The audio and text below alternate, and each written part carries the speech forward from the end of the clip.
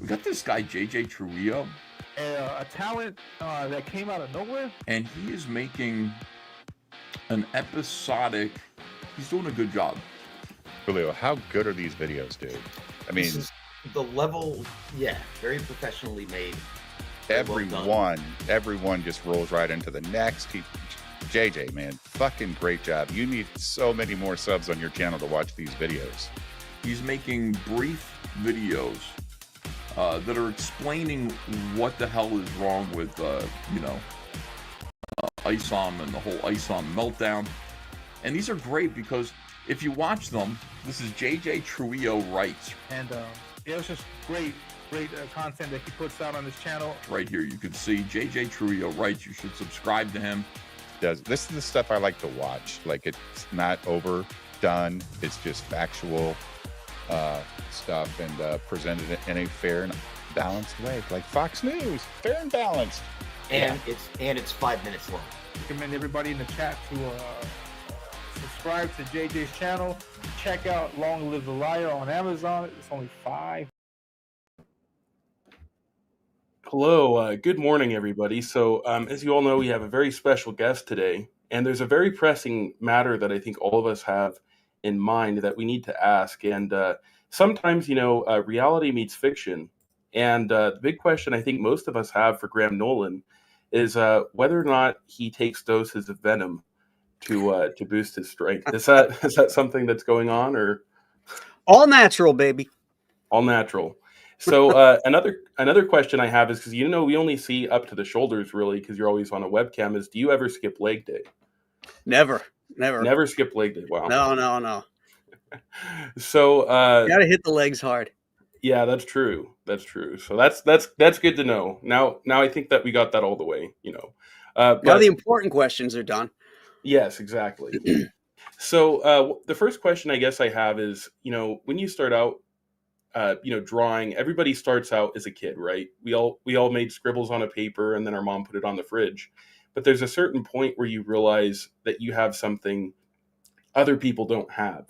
And I guess I want to ask is, as a kid, when did you first realize that you actually had talent and skill? I'd say probably around 4th or 5th grade. I was doing drawings and doodling, maybe 5th grade.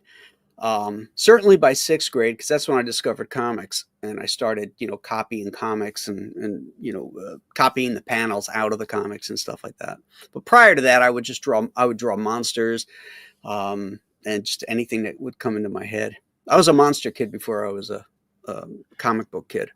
Oh, that's really interesting to know, because I was kind of wondering sort of, why one of the first, as far as I can see, like the first book you published on your own was Monster Island, correct? Yeah.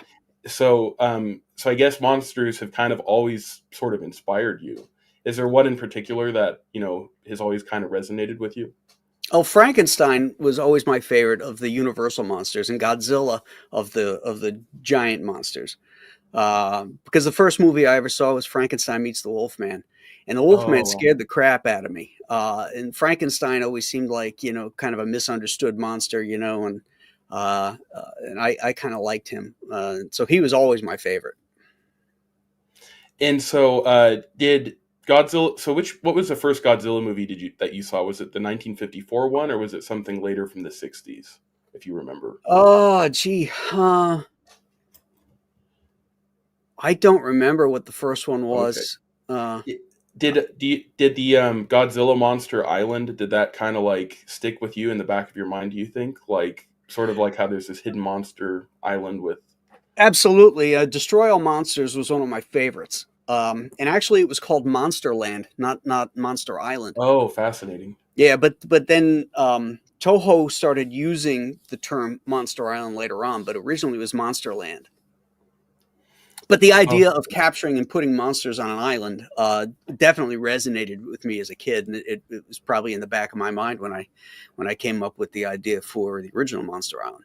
Right. Yeah, you never really know exactly what inspires you, because, our brains are sort of like sponges. Mm-hmm. We just kind of see things, and, it comes out. And then maybe later on, someone might be like, oh, did this, sort of feed into that, and you don't really know. So Yeah, that's a good point. And so, at what point did you realize you wanted to become like a professional comic artist? When I discovered comics in the 6th grade, my teacher had brought in a stack of them for the kids to look at during recess, Oh wow. or when you finish tests and stuff like that. And that's when I first, there was a Justice League comic that he had. I think it was Justice League 113, 111, maybe 111, something like that. It was one of those 60-cent giants, had reprints in it, but then it had front story was a new story, and had characters which I recognized from other media, Superman, Batman, Aquaman, um, and I just fell in love with the action, the excitement, the color, all of that stuff, and started drawing and copying those panels. Wow. And I figured somebody's getting paid for this, so it might as well be me. So I Yeah. knew from the time I was 6th grade, in the 6th grade, so I was like 12, what I wanted to do. Right. That's awesome. So how did you actually end up making that step? Did you go to like the Kubert school? Yeah. How did you end up first working with DC? Yeah, I did go to the Kubert School for 2 years. It was a 3-year school back then, and I Mm. went one year. I ran out of money, went back home, went to community college for a year, saved up, went back for a second year, ran out of money, and then started working in advertising. And my skill level had gotten sharp enough that I could learn on the fly, and I could pick Right. up small jobs as I developed. But my first printed work came from DC because my sequential art teacher, Sal Amendola, was an editor at DC. He was the editor of New Talent Showcase, and he bought two class assignments from me to use in New Talent Showcase. And so those two class assignments, which I got A's for, by the way, uh, Wow. uh, became my first printed work. That's awesome.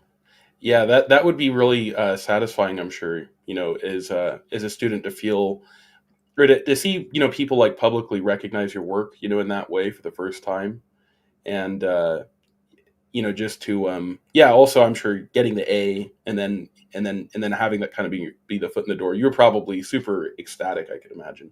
Oh yeah, I was the first guy from my class to actually get published. And I was in a class. My class included Bart Sears, Lee Weeks. Uh, I was with the Kubert brothers. Wow.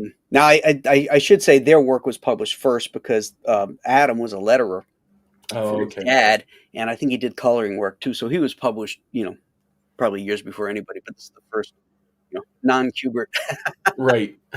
in the class to get published. He had a little bit of a home field advantage there, I He guess. did. So, But he it, also and had a lot of talent. So yeah, for sure, for sure. I'm not knocking him. I'm just saying, it does help if you have someone who, knows the industry. They have connections. I think connections is probably the biggest thing. well, Um, it is. I mean, I had the connection of my teacher, right. which got my foot in the door because then I could go up to, I lived in New Jersey at the time, so I could go up to New York once a week. Wow. And with Sal there, I could get into the editorial offices. And then back then, you could just show up. And if you could get an editor to answer the page, the door would open, you could go back and you could walk the halls. And it was great because you could just, knock on editors' doors, introduce yourself, drop off some samples, and 9 times out of 10, you'd walk out of there with work. There'd be something on their desk that needed quick attention, and you Mhm. were the right guy at the right place at the right time. Wow. So, I'm assuming you actually got to meet Joe Kubert, right? Oh Uh, yeah, he was one of my yeah. teachers. Wow. So, I don't really do a whole lot of collecting, but the main things I collect are like GI Combat and Sergeant Rock with Joe Kubert, Oh but yeah. then also like Uncle Scrooge, either with like, Don Rosa or Charles Barks. But what was Joe Kubert like? Joe was a force of nature. He was just he took up the room when he was in it. Had a hand grip like a vice. Uh, Big, stock, not big, not tall, but stocky Polish build. Hmm. And a very very strong personality. When he talked, you listened, and he didn't suffer fools. But he was great. Funny story. Um, in Joe's class, after an assignment, we would do a review,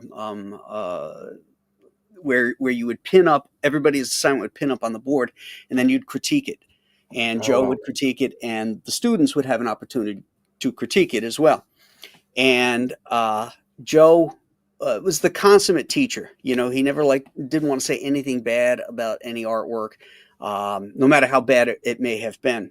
And of course, like anything, there are certain levels, and you find out pretty early where you are in the pecking order as a Mhm. student.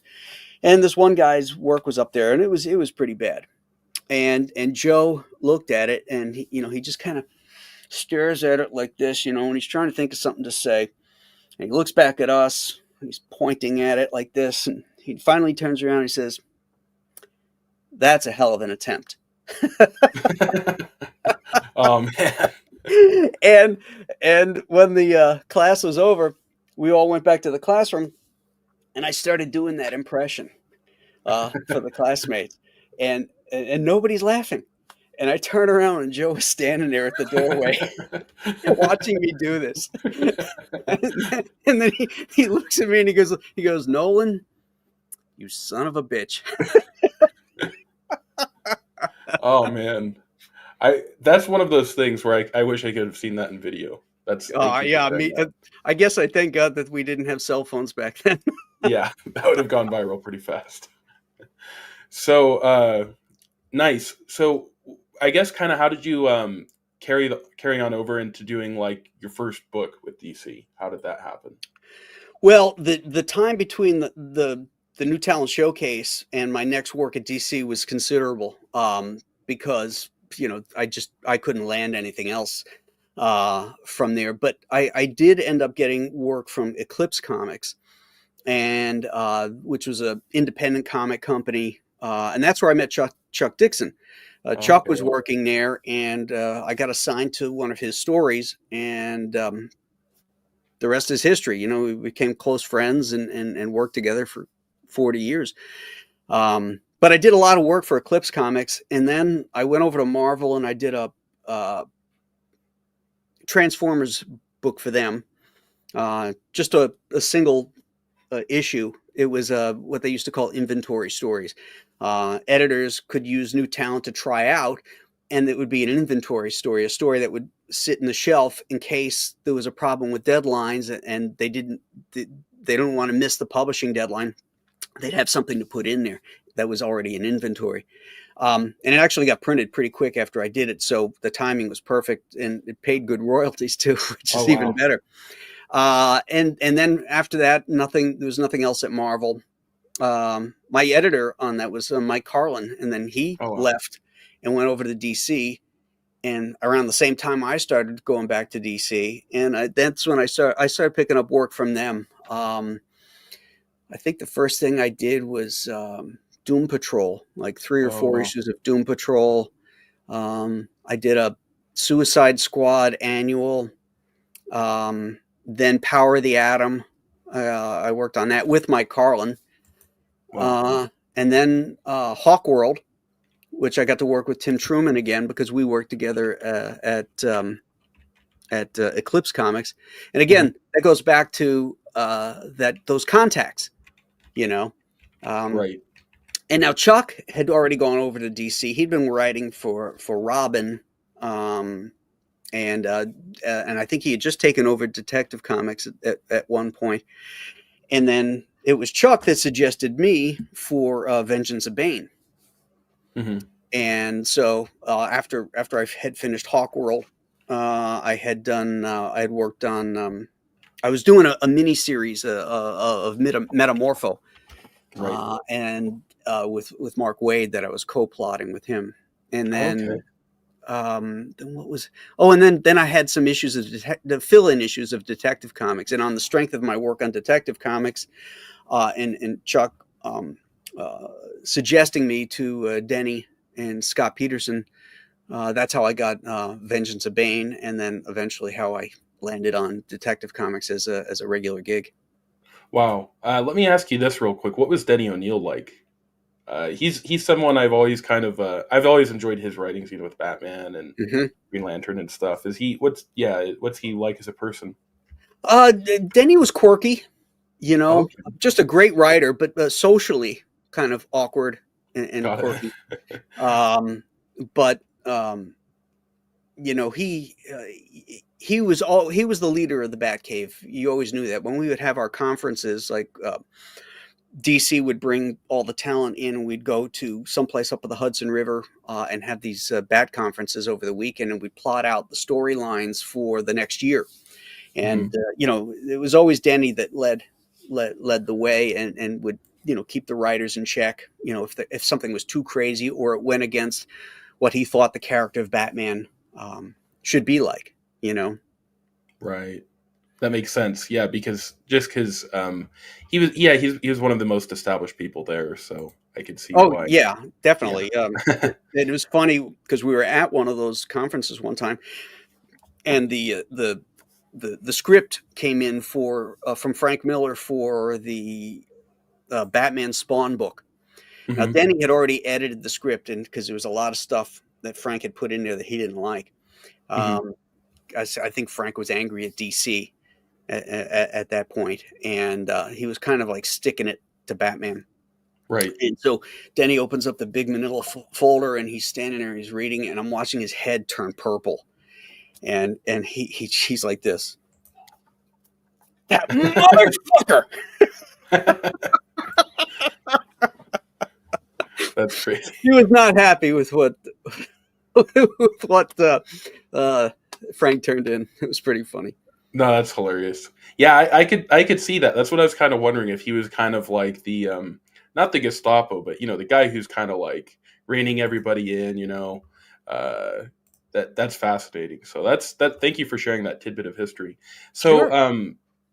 The idea of creating Bane, how did that work exactly? Was that kind of something that Denny had sort of like concocted, of what he wanted to have happen to Batman, and then he just kind of handed it over to Chuck, and then how do you fit into there? Yeah, there's pretty much. I think the concept of the idea of Nightfall sprang from Denny. And originally, I saw somebody had asked in there, who came up with the name of Bane. Hmm. Well, the concept of Bane was to be an evil Doc Savage, and part of the reason that Chuck had suggested me for this book was because I was a huge Doc Savage fan, and he knew that. And so, when you know that Bane is an evil Doc Savage, then you know that his henchmen, Trog, Zombie, and Bird are avatars for um, Doc Savage's, Amazing Five, basically. Right. And also their names are all rock bands, the Trogs, the Birds, and Right. That makes sense. I didn't think yeah, of it that way, but yeah. yeah. But so the place holding name until they came up with something was Doc Toxic, Mhm. which was never going to be used, but because everybody hated Right. that, but they didn't have a name for this guy, but they had to refer to him throughout the conferences and stuff as something. So it was Doc Toxic. And then Chuck just went through the thesaurus and came up with Bane. Oh wow, that's cool. Yeah, I kind of do that too. When I'm writing stuff, sometimes I might not have the title for a book or a character until the end. Mm-hmm. And just because a lot of times you don't quite understand, you want the name to really capture like the essence of the Right. character, and so you have to kind of develop the character to a certain point, and before you figure out the right name. Mm-hmm. Yeah, When I was working on Ghosts of Matacumba Key, my female protagonist, I knew I wanted her name to be Misty, sort of like mysterious, Oh right. But the last name I was stuck on. I couldn't think of anything. And I was at the gym one day, and the Queen song, "Don't Stop Me Now" came on. And there's a line in there where he says, "They call me Mr. Fahrenheit," and I thought, oh my God, Misty Fahrenheit. She's hot. That's perfect. That's how I came up with the name. No, that's a really cool idea. Yeah, Mhm. no, thanks for sharing that. So what was it like when Chuck came to you and he asked you, when he said, there's this character we're going to do. I guess at this point he probably had the name figured out, or maybe not. Yeah, yeah, it Um, was. okay, and then he says, "I want you to help create Bane." Like, how did you feel? And then if you could also kind of go into how you ended up creating the physical design. Well, the phone call came from Scott Peterson, the editor, asking me if I wanted to work on this Vengeance of Bane book, and it was going to introduce this new character that I'd have to design. Now, I believe at the time I was still working on the Metamorpho series, which I was supposed to, I co-plotted, and I was supposed to pencil and ink it. And I was looking forward to doing full artwork on it. And so I wasn't sure about this whole Vengeance Bane thing. So I called Chuck up and I said, "What is this? Is this something I should do?" And he goes, "Oh yeah, you got to do this. This is going to be huge." I'm like, "Really?" He goes, "Yeah, this is going to be huge." I'm like, "Okay." So I took his word, and he was right. Wow, that's cool. No, I actually, Bane is probably my second favorite Batman villain after the Joker. Okay. And part of why I like him so much, I like the Joker, because he also has like a certain amount of intelligence like Batman, right? And he's like this force of chaos. And it's also kind of funny because like the Joker is a clown, so he's supposed to be, a good guy, someone who's bringing cheer, but it's the opposite. But what I love about Bane is how he has like the same amount of calculation that Batman has, Mhm. and like he's even more imposing physically. But then he's also kind of better at like commanding, like his team, like Trog, Bird, and all those people. And Right. so it's just like really frightening to see this guy who actually is on Batman's level, in an intellectual way, Yeah. but also physically. Right. So, let me ask you this too. I just pulled up a page, or I found a page of somebody I kind of know. It was one of their first books, I guess. And I'm curious if you could kind of give like a quick critique on it.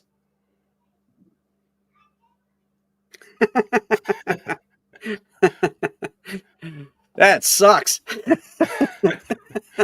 So this is for people who don't know. This is from your Suicide Squad annual here. Okay. And, Yeah. What do you think about this this page? Actually, you know what? The storytelling's pretty darn good. It is. Yeah. The way that you have like this top part with the scope, and then the shadow. Sorry, I'll let you explain why it's good, but. Yeah, well, there's a graphic nature to it, which I really like. The silhouette with sound effects is something I use a lot for an impact. I think it really pops off the page. It looks cool. It gets a message across clearly and concisely. The angle on the last panel is cool. I like that. The establishing shot of what is that building there? It looks like some government building. Let's see. It just says I think it's the FBI building. Okay, maybe. yeah, that's no, bit it says boring. CIA. Yeah, CIA. CIA building. Okay, yeah, that's a bit boring, but because the camera angle is pretty much the same as the panel before, where it's a straight on shot, and then we have a straight on shot in the panel prior to that, the third one on the top tier. Okay. So, I probably would have done something a little bit different there on that establishing shot, but that was probably the reference I had. And, right. When you're working on a monthly book, you got X amount of time for each page. So it's like, let's get the story done. Sure. Let's say you had unlimited time, and you're crowdfunding this. How would you have tackled that panel? I would have probably changed the camera angle on it some. Maybe I would have had a closer up shot of maybe somebody walking by, a couple or somebody or tourists walking by in the foreground, and have that in the background. Basically give it a more of a point of interest. I see. Yeah, no, this is really cool. Yeah. It's especially, yeah, it's kind of a timeless shot, I guess. Yeah. So was it kind of a little strange drawing something like this, trying to encapsulate like the emotion and like the potency behind this image, or you just? I'll be honest. It took me a minute to realize I drew it when you put it up. Oh wow! Because it was so long ago, That's great. Yeah. No, that's I cool. recognized the style pretty quick, but I was like, geez, I don't even remember drawing that. That's awesome. Yeah, the way you laughed, I kind of wondered, if you'd forgotten it. So that's great. Yeah, I did. That's awesome. So let me pull up this question here from Chris Oury. Thank you so much for sending this. He said, "Did I see a new Nightfall animated movie is coming? Is that the case? I haven't heard about that." I think so. I thought I saw something posted on X about that. Oh wow. So I guess this is kind of a good point to ask. There have been a lot of different Bane adaptations. How do you feel? Like, how would you rank the different Bane adaptations? Is there one where you go, "Oh, that's awesome," and then kind of at the bottom of the list? You mean as far as like media interpretations? Yeah, let's say for example, yeah, sorry, not adaptations, but interpretations. Let's say like with different animated shows, Right. films. Yeah, Like, I love the Batman the animated series version that Mhm. had the luchador look, and the actor who voiced him, can't remember his name right now. He's like on the edge of the Rat Pack.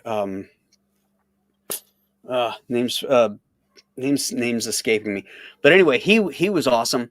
The one that Danny Trejo did, I thought that one was awesome. oh yeah, And his voice was great as Bane. I like when they give him his Hispanic accent too. right. Now on the other side, I didn't like the Tom Hardy version.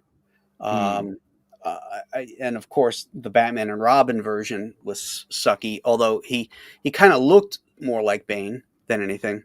Right. Yeah, I think it's Young Justice was the Danny Trejo one that Dan Blackroyd just mentioned here. I think Right. that's what it was. Okay. But I like that one a lot. So, yeah, how did you feel, I guess, when you saw the initial designs for the character in, the Dark Knight Rises? What were you thinking, feeling? I was thinking, what were they thinking? That stupid face mask. It's like, how does this guy eat? Yeah. It was so inconsistent, that movie, and the characterization of Bane.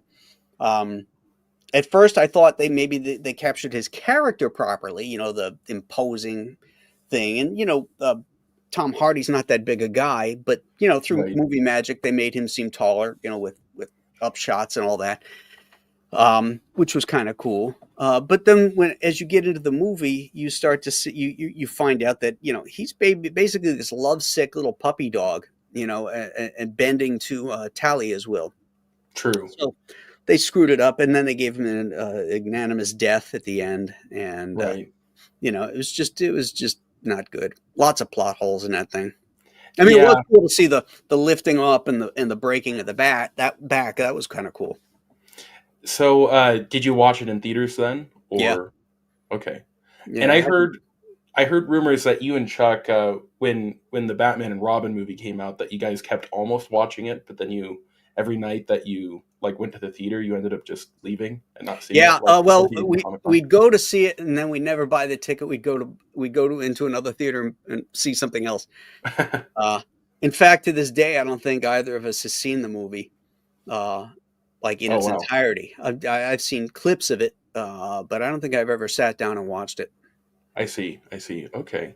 So, do you think maybe if they would have sort of handled the whole Talia thing differently, that you'd have been more okay with, like if he wasn't, kind of like the lapdog of Talia, do you think that you'd have been more okay with, that interpretation of Bane?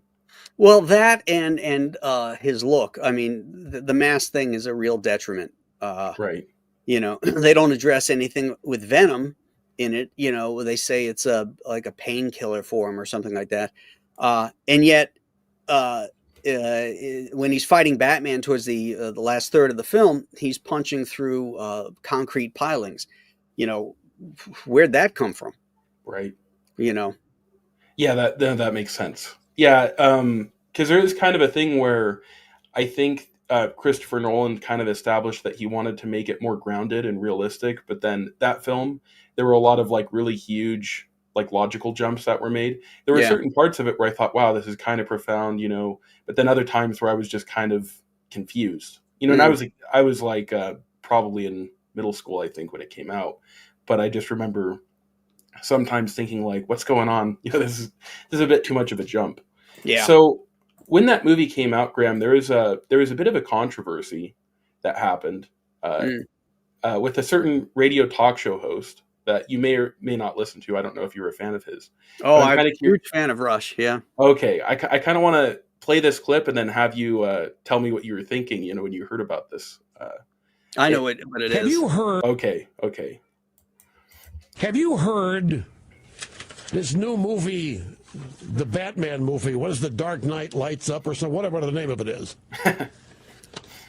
That's right. Dark Knight Rises, Lights Up, same thing. Do you know the name of the villain in this movie? Bane. The villain in The Dark Knight Rises is named Bane. B-A-N-E. What is the name of the venture capital firm that Romney ran and around which there's now this make-believe controversy? Bane. The movie has been in the works for a long time. The release date's been known, summer 2012, for a long time. Do you think that it is accidental that the name of the really vicious, fire-breathing, four-eyed, whatever it is, villain in this movie is named Bane? Yeah, so what did you think at that time when you heard that? It was completely off base, obviously, because we're talking about 2012. Bane was created in 1992. So long before there was anything about Mitt Romney's venture capital company. Right. So obviously it is clearly a coincidence. In fact, Chuck called Rush Oh, wow. to explain it to him. And what did he say? Do you know? I can't remember if Chuck actually got on the air to explain it or not. Wow. But yeah, Rush was not going to admit any mistake, so. Oh, man. Yeah. So were you listening to that when that happened? When he said that? Were you a bit of a Rush fan or? I think I was, actually. Yeah. Man, that would be such a funny thing to hear. Yeah. You're just driving down the road and you're playing the radio and you hear that. So, yeah, that's fascinating. And then do you, so you never tried talking to Rush or setting the record straight? No. Okay. Are you sure this wasn't like something where Obama maybe came back, a few years in the past, a time machine? He's trying to deal with you and Chuck. Well, we would never name anything after Mitt Romney. I can tell you that much. So. Yeah. Did you engage in any other conspiracies to help Obama get elected, or is that kind of where it ended? Well, that's a take. Yeah. So anyway, there's kind of another recent controversy that happened with Bane too. Let me pull this tweet up. Oh Lord. Yeah. Sorry, I have to bring this up. I'm putting you in the hot seat a little bit, but all right, I can take it. I'm a man. Okay. So basically, this is what you said. Because in the new Absolute series, they're talking about Bane, or they're making a new Bane adaptation, or not adaptation, but like this new whatever it is. This ultimate version of Absolute version. Yeah. Right. And so here you said, as a designer / co-creator of Bane, this is a terrible abomination. And then, Chuck basically kind of amplified that and he agreed. And he said, but he didn't catch any shit for that. Yeah, it's all you. All the headlines are just saying you. So yeah, what's your whole how do you I guess let me break this down. What was your issue with this version of Bane? Well, it's the inconsistency. First off, it's obviously the tiny little head there, which is very different than when Kelly Jones put this massive body with a small head. This head looks deformed. What's happening with the trapezius there, the musculature, right. It looks like a disease is eating away at his throat there. Mm-hmm. And then the other thing is that, I understand abstraction. I understand working in abstract styles. And this is basically that. Right. But the problem that when you work in abstraction is that you're creating a set of rules that you can't break, especially when you're in a narrative art form. Hmm. So in this case, as soon as you start to break your own rules, it turns out to look like a bad drawing. So if you're going to say that this character has a head that small and hands that big, he has to live in a world where those things match up. Mm, So, for instance, his gun looks like a tiny little squirt gun that a child might own. right. That right there tells me that the rule was broken and that it makes the drawing look bad instead of intentional. Wow. Yeah, that makes sense. You're basically just saying that the rules have to apply. You can't just have one thing be off scale. It's got to kind of like fit. You've got to create sort of Right. like your. I mean, to a certain extent, Kirby worked in abstraction, but his world was unified. It matched up. Mhm.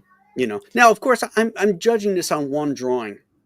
I'm Right. not seeing background. I'm not seeing all that kind of stuff.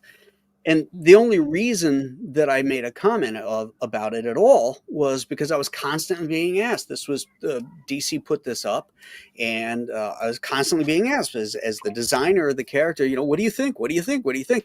And I was tired of answering a million times, whether streaming or typing it. So I just put this post out, and then whammo. It Right. took off. It went to like 2.5 million views. Articles were picked up on it. I was Yeah. castigated as an No, angry. Oh, what was it? old man, I think. Yeah. It was something else. It was angry, bitter old man. That's what it was. Yeah, no, it's The pretty. only part you can actually say, but the bitter and angry, not really. Yeah, and then we see like Bleeding Cool, CBR. Who else did one? All of the big sites, really. All the big pop culture sites Oh, were yeah. talking about it. Yeah. And it didn't really strike me as bitter. It just kind of came across as you didn't like the design, and I kind of get that to a certain degree because it's sort of like these things are almost like your child, in a way. Yeah. And then you have someone else come, and it's like, would you want that guy babysitting it? That's kind of sort of how it is. But yeah. I have then I did a Oh, follow yeah. up. I did a Mhm. follow up on it, and I explained, what I just said, that I was constantly asked, so I gave an opinion, and that everybody lost their shit over my opinion. I told everybody, lighten up, it's just my opinion. It shouldn't affect your opinion or how you like it. And I challenged all these people, 2.5 million people that had seen it eventually, to go out and buy this book. Prove me Yeah. wrong. You love it enough to criticize me and call me a bitter old man.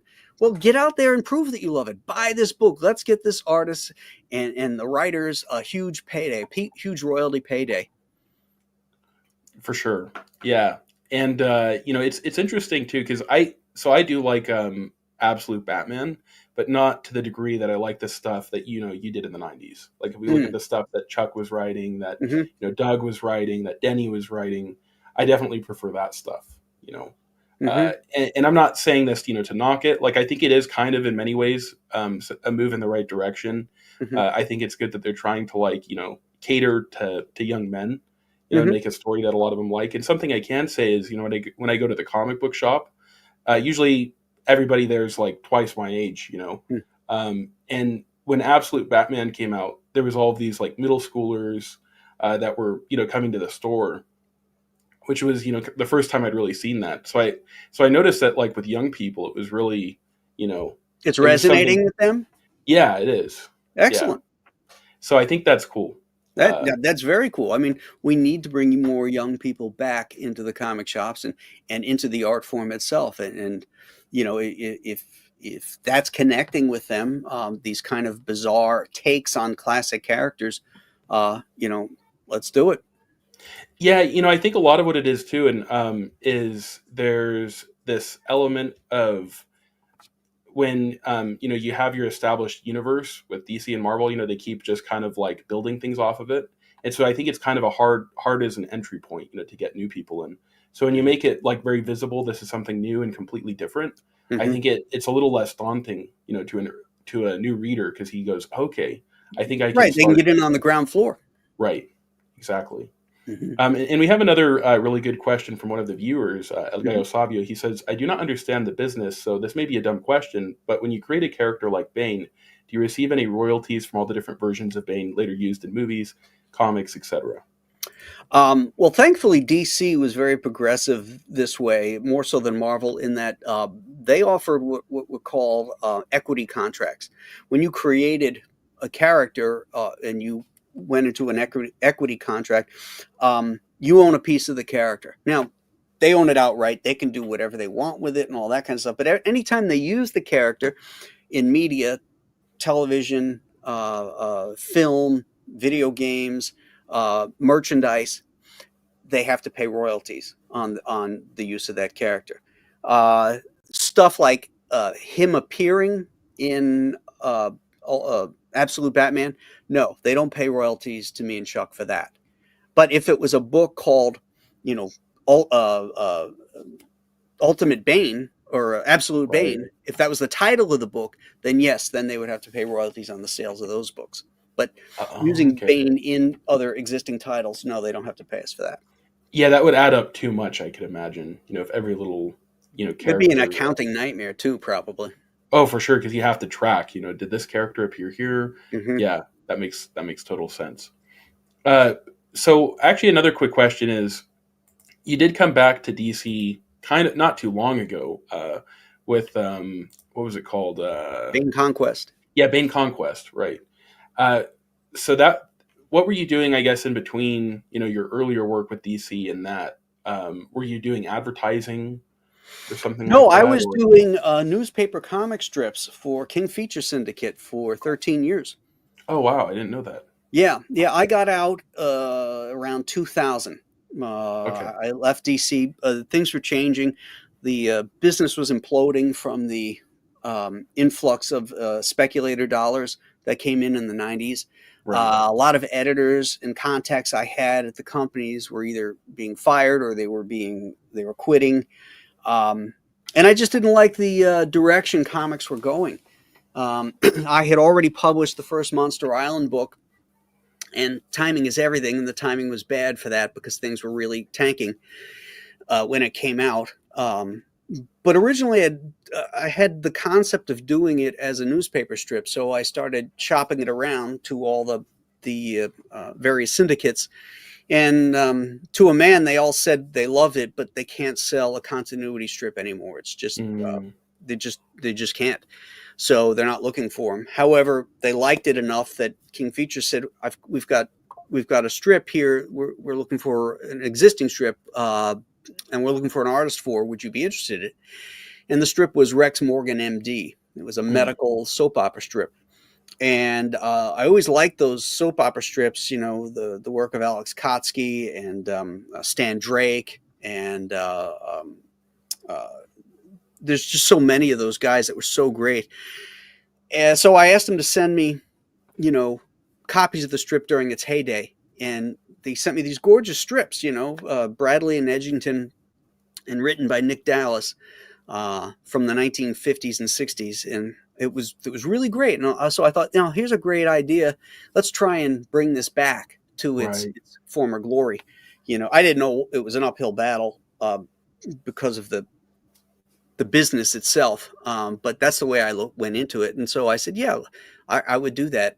And I told the editor what I really want to do is the Phantom. And he said, well, we don't have any openings on the Phantom. And a month later, they had an opening on the Sunday Phantom that they offered to me. So I was drawing a daily and Sunday strip of Rex Morgan and a Sunday Phantom every week for, Wow. like 13 years.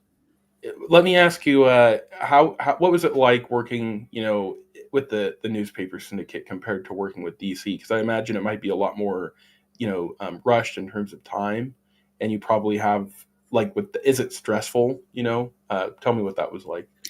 It's stressful because it's a never-ending grind. The strip appears every day. So if you want a vacation, you want time off, you got to work ahead. And when you finish a comic book, like you finish the last page of Detective Comics, you have the sigh of relief. Okay, that issue's done. I can clean up the studio, get my reference put away, take a breath, read the next script, start to gather reference for that, and then jump into it. But on a daily strip, it's grind, grind, grind, and sceneries and stuff don't change as quick. You could be, having them at a dinner table for 2 months, talking, Wow. and it was soul crushing after a certain point when I realized that the syndicate didn't give a shit about it. Right. All they cared about was, is it on time? But I But that- care. I was trying to make it look like, Stan Drake or Kotsky or those guys. And they just didn't care. So it got to be a grind for me. And eventually, 13 years into it, I said, I can't do it. I just can't do another day of this. Were you kind of regretting leaving DC at that point, or? No. Well, not regretting leaving, but wanting to expand out again. Right. I left when I wanted to leave, and I thought it was the right time, and I enjoyed doing the strips for a while. They were a lot of fun. It was steady work. I never had to go out and look for another gig or anything like that. But it just creatively, it was soul sucking. Right. I understand that. I was going to ask you, let me ask you this, did you ever work on anything in DC where you felt like it was just like too corporate and sterile and kind of forced, kind of similar to how you were feeling there with working with the Syndicate? No, I can't say that there was any projects like that I can think of. Wow. No, thanks for sharing that with me. Because, when I read about like Bill Watterson, for example, he's probably my favorite newspaper cartoonist, but when he disappeared, he was not very happy with the Syndicate, but he talked a lot about, the difficulty of just, you create a story, but it doesn't really have an end, and they kind of just see it as a licensing, like a licensing object. What can we squeeze out of it? How can we keep this going as long as we can? And, that's kind of one of the things that made Bill Watterson different, is he just decided to leave when everybody least expected it, because he wanted to leave on a high, not a low. Yeah. So, well, they wanted to merchandise the hell out of it too, and he didn't want that. Right. Which is antithetical to, to their way of thinking. Correct. Well, one of the great things about the internet right now as a creator is you aren't really, subject to these crazy deadlines. You don't have to, work with these syndicates where they're just trying to, just squeeze it out like a sponge, until it's bone dry. You can create something and you can put life into it. You can, set your own deadlines. Tell me what it's like, resurrecting your old project, Monster Island. Well, it's, doing all this crowdfunding stuff has just been not only a creative lifesaver, but it's been so much fun connecting with the actual fan base. There's such a divide when you're working for a company. They don't want you talking to the fans. They don't want you talking to the media or anything like that. They handle that. They handle distribution. They handle it getting into the stores and all that kind of stuff.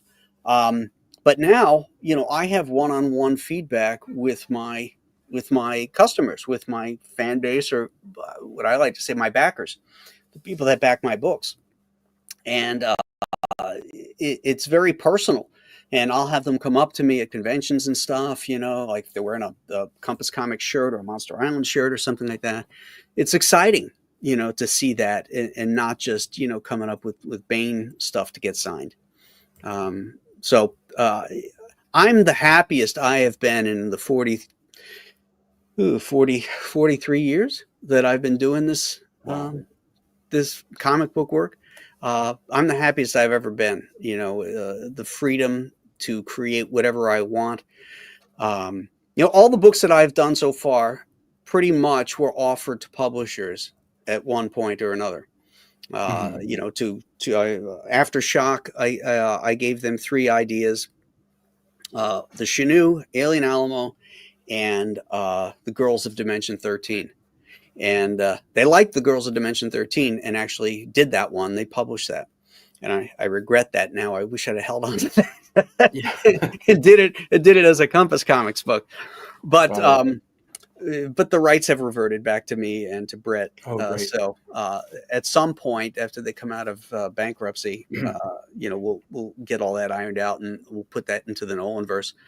Oh, that's awesome. Yeah. I'm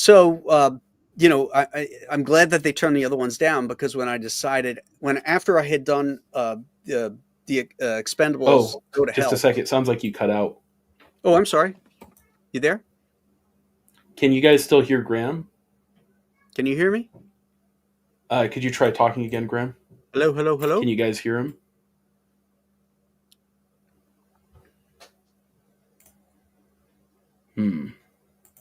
No, we're good at this end. Okay, I guess everybody else can still hear you.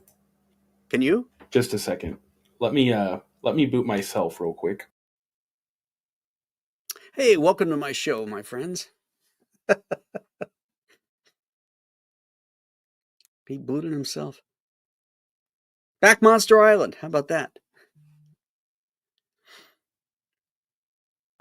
You can check out my other stuff that I've also crowdfunded. Almost all the books are available at compasscomics.com if you guys want to check that stuff out.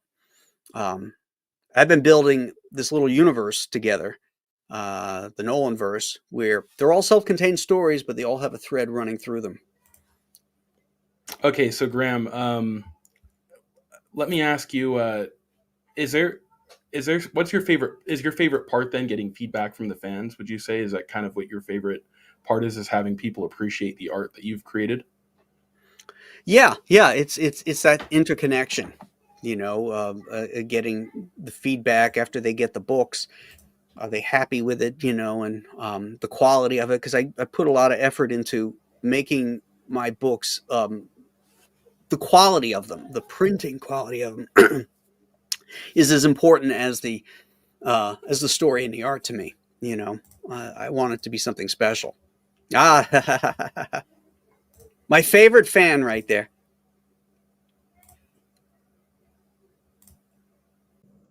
Are you there, JJ? Yeah. What did you think when you got this letter? Oh, it Yeah. was wonderful. Sorry, It was actually I'm having a bit of a lag. okay. I think it's on your end. Here, just a second. I will check my settings here, make sure I'm good. Audio, hello. Yep. Okay.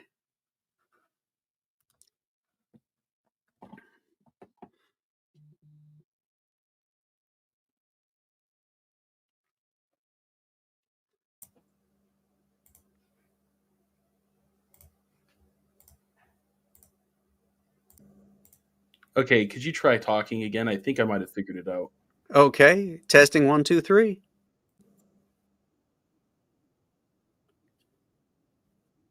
Testing 1, 2, 3.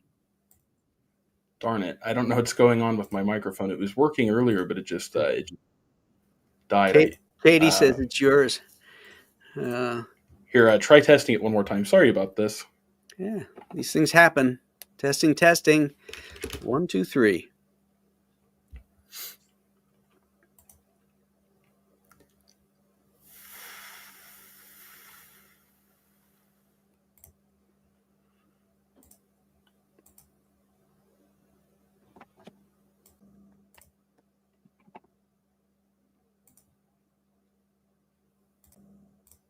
Yeah, StreamYard can be a pain sometimes. You're absolutely right, Katie.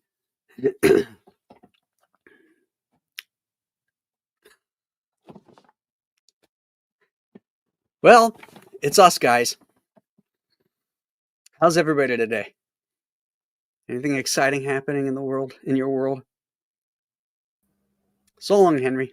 I never had this happen to me before, but the microphone was working beforehand, but then all of a sudden it just kind of died. So I don't know why. I can see you talking, but for some reason, even though I've adjusted my settings, it's not letting me me hear you. But what I do is I have you pulled up on YouTube, so that there is a bit of a lag, but I can kind of. Sometimes that the problem happens on StreamYard when you're sharing a screen. Oh, okay, interesting. Because right now you seem to be And good. sharing. Okay. All right. So Graham, sorry for that, but I was wondering if you could kind of tell me your day working in indie comics, because now you're not just writing and drawing them, but you're also publishing them. So if you could kind of tell me what your daily routine's like. Well, I've always been one that structured my day with a routine. I think it's really important. That's how I make deadlines. That's how I was able to stay in the business for 40 years in a periodical business where you got 4 weeks to go from blank paper to distributed comic. So I wake up 6 o'clock in the morning. I'll have breakfast. I go to the gym, come back, start my day. And now, I'll work during the day, and I stream at night. Some days I have to take time out to create assets for either campaigns or to advertise an existing campaign like Escape from Monster Island, which is, in demand right now. And so, I try to kick around ideas and create assets to, get new eyes on the project and that kind of stuff. Then at night, Mondays are the King's Night. Tuesdays is the Professionals, and then Wednesdays is my Star Trek show, The Landing Party. And then Thursday night, I like to just, grab a bite to eat at our local pub with my wife and just chill on Thursday wow. night. Yeah, that's awesome. It's important that you set just one night to stay, or one night to focus on your family, because it's kind of sad, how many people in the entertainment industry don't have, functional families, and it's cool to see that, you guys have been together, for so long. So yeah, for our 40th anniversary is in November. Wow. Yeah. I think out of all the things you've done, that might be the most impressive. That's my. I agree. Yeah. Any other secrets about that? Any other relationship advice you'd like to share? There's two things I would share. Make the right choice in the beginning, Okay. which sounds easy, but it's not. And then communicate. Okay. There's going to be differences as you grow together and stuff, but communication is going to be the key. If you got problems, talk about them. And get them out.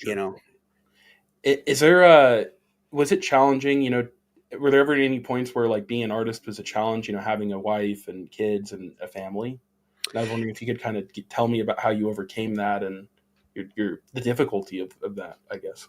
Yeah, that's a great question. Because my wife will tell you it's very difficult, never knowing where, when the next check is coming in, type of thing. But fortunately, I was lucky enough to have contracts after I got established at DC. For 10 years, I either had what was called a term contract, which would mean like, okay, you're on Hawk World. You have this term contract for 12 issues, so 1 year. Right. Then you get a signing bonus, that type of thing. But then there was also years where I was under exclusive contract, which is a broader contract where, and I think that one was like a 3-year contract, 3 or 5 year, where it was exclusive, where I couldn't work for anybody else, but they guaranteed you X amount of work every single month, blah, blah, blah. And that was important. And that put me ahead of the game as far as, finances, knowing that, I had work instead of the traditional freelancing gig where, as you're finishing up a book, if you don't have anything lined up for the next one, you're not really thinking about that book you're finishing. You're thinking about where's the next thing, Right. So, and sorry for the technical issues. I don't know if you knew this, but I'm actually, I used to be Amish, that's why I'm really bad with computers, but everything's squared away now. So it's all working out. But Katie wanted to talk about the note again. She said that note was super cute. I bet getting something like that gave you such a good feeling and motivation. You mentioned that you mentioned kids getting back into comic shops. How can indie comics get the younger generation back into reading them again? How can indie? Well, indie comics is sort of like the stuff that we're doing is not in comic shops, so it's Right. not. We're not going to really have as big an influence getting the kids in there until we get our own books into the comic shops, and the price point tends to limit that opportunity Mhm. because they're more expensive, they're bigger, and Right. and we don't have a middleman, we don't have a distributor. Mhm. And the problem with the major publishers is the distribution network is a shambles right now. Right. With the Diamond going under, and somebody's using Penguin Random House. I think it's Marvel. Correct. And so they're having to use a bunch of different distribution models. So that has to get cleared up. For And sure. and then you have to offer content. That you think that the kids are gonna want. I've done a couple all ages books. Right. The Monster Island series I actually wrote for my daughters when they were younger. I wanted an all ages book without the pejorative attachment that term comes with. Right. Going back to comic strips, back in the heyday of comic strips, all of America read Terry and the Pirates. All of America read Buzz Sawyer. Mhm. Kids, adults, old people. It was stuff that you could enjoy on different levels at different ages. That's what a really good all ages comic is about. It's not talking down to the kids, because nothing has a stink on it worse than a comic that's supposed to be for kids. Yeah. The kids will smell that a mile away. That's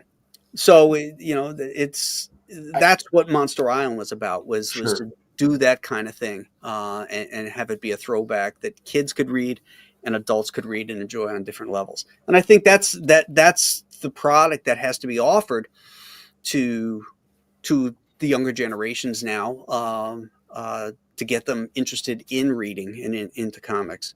Getting them into the comic shops, that's a whole nother animal. I'm not exactly Yeah. sure what the short answer is to that, but thank you for that question, Katie. Let me ask you this. Maybe what's a way that you could, because I think maybe there's different ways of reading comics, like a lot of young people, they like reading web comics. Is there a way that maybe you think that with crowdfunding that you could sort of attract, let's say not kids, but maybe 20-year-olds, a slightly younger audience than maybe what currently exists? Or do you think that just kind of the nature of it, because it is a little more pricey, it's just going to kind of stick to an older audience? Well, my theory about digital comics is that, and young people, is that they've grown up with everything digital being free, so it doesn't have a lot of value to them. It's okay; they might read that comic, but it doesn't really mean anything to them. It's different when it's tactile and it's something that you hold.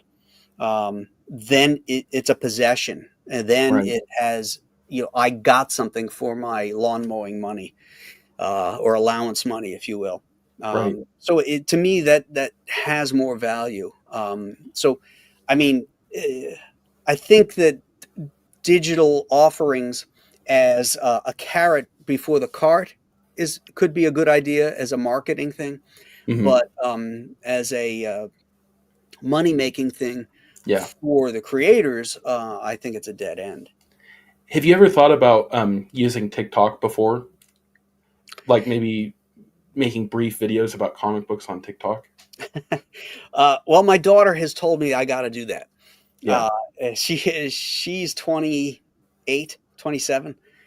So she's right in that generation. She says, yeah. And she actually started working for us, helping us with fulfillment. Okay. And so, she's going to be handling some of my marketing going down the road in the future. And that was one of her suggestions, was actually, starting to produce shorts for TikTok. I would listen to her on that. I think that she's probably onto something. I think so too. Yeah, and I'm sure she could help you out to figure out keywords and trending stuff. But I think you could actually do great there, especially and even if you kind of involved her as a duo, I could see that being popular too. I don't know if she ever thought of that, but that's something. No, I'll mention it to her though. Yeah, and let me look at this. So here, he's asked. We have Brian suddenly is asking about the book you worked on with recently with Tom Tuttle, and he says, Graham, what do you think about 7 Amens Before Sundown, and do you think you might work with Kristen Rossi in the future? Well, I thought so much about it. I accepted the cover work to work on it, and I don't typically do a lot of freelance cover work for other publishers. But when Tom contacted me about it and he told me what it was, and I saw some of Kristen's artwork, I said, "Oh yeah, Vampire Western, I got to do a cover for this." So yeah, I think that's going to be an awesome book. I can't wait to read it. I enjoyed doing the cover for Tom. As far as working with Kristen, crazier things have happened. He's an excellent artist. Right now, my work is focused on my company, so and I pretty much handle all the tasks that are needed at this point. But I want to expand it, and if I can, start publishing other people's work as a true publisher and not just a publisher of my own work. That's the end game for me, is to do that. And certainly, Kristen would be welcome to work for Compass Comics anytime. Wow. Well, thank you for responding to that. So I think kind of where I was cutting out earlier was a little bit after we were talking about the your morning routine and stuff. But how do you kind of balance like creating upcoming projects? Because one of the things you mentioned is a challenge as an indie artist is you no longer have a defined paycheck. You always have this looming question of what's next. Like you're basically working yourself out of a job. Right. So how do you kind of balance like with your daily schedule between fulfilling things coming up, creating characters and ideas for new stories, and then also drawing and working on what you have at the moment? The hard thing for me is balancing the what I want to do with what I have to do. I get ideas all the time and I write them down, and I'm like, oh wow, that would be really cool. If I could clone myself, I could have 4 books out right now. And they're all on my schedule to do down the road, but it's just going to take time to get to them. I've got the next follow-up after I'm done with Escape from Monster Island is going to be the Chenoo 77, which will take us back to the 1977 storm. After that, I have a hardcover collection of my Sunshine State strips that's going to come out. And then after that, I have a singular issue of Two-Fisted Manly Tales that I want to do, introducing a new character. And then after that, I have a superhero, sort of a New Gods type of take that hasn't been done before. And I always said when I started this thing, I wasn't going to do superhero comics. And because everything seems like it's been done. And then I got this idea for sort of an untapped theme, if you will, that hasn't been done. I'm like, oh, you know what? I got to start doing some research on this. And the stuff is starting to fall into place. I'm like, oh, I may have to do this. So. Oh, wow. That's awesome. So what do you do when you have creator's block? How do you try and overcome that? I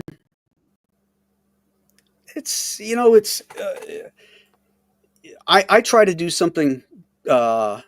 It depends on the creator's block. If it's a writer's block where I'm having trouble, I will get out of the house and maybe go have a cigar, go fishing, something like that, where I can, just kind of calm my mind and think about stuff.